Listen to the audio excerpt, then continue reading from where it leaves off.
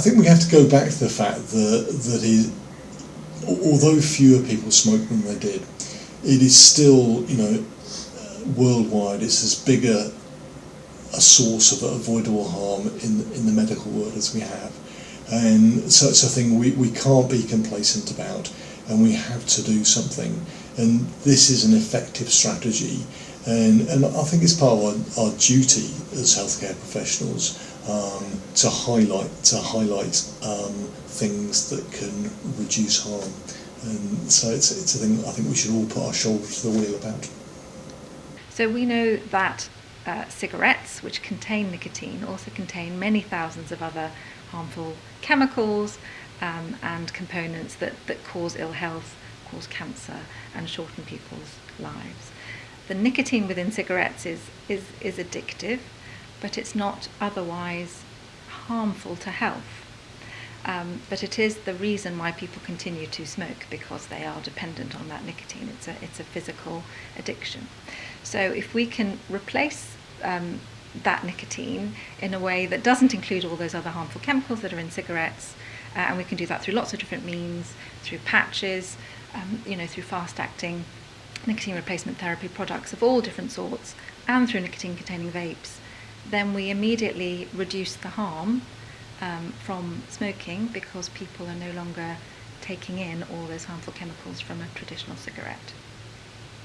So there's quite a lot of misinformation about vaping. So common things I hear are they're just as bad as smoking, that they are a way for the tobacco industry to prolong the use of their products and make money.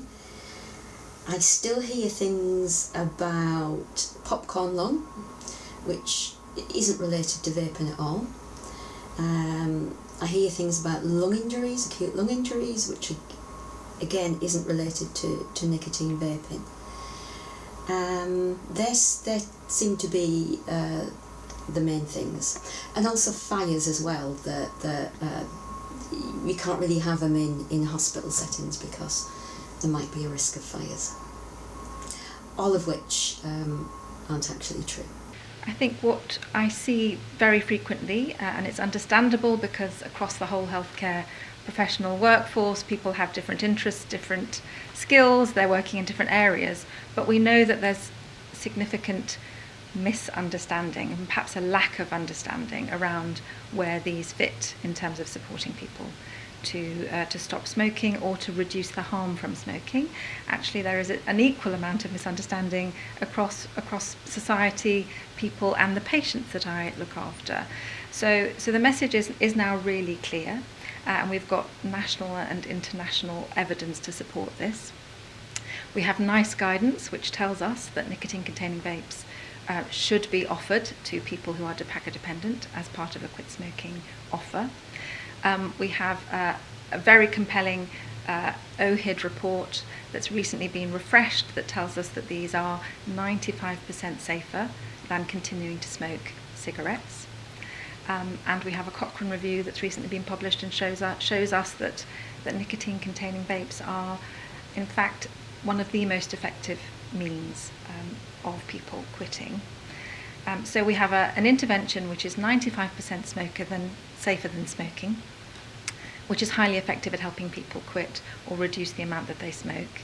And we need to be able to have a sensible patient-centred conversation with people about this. And often I think we need to be more confident about being able to bring it up, because we know that the information and the education around these in society and in our patients is variable, and there are misconceptions there.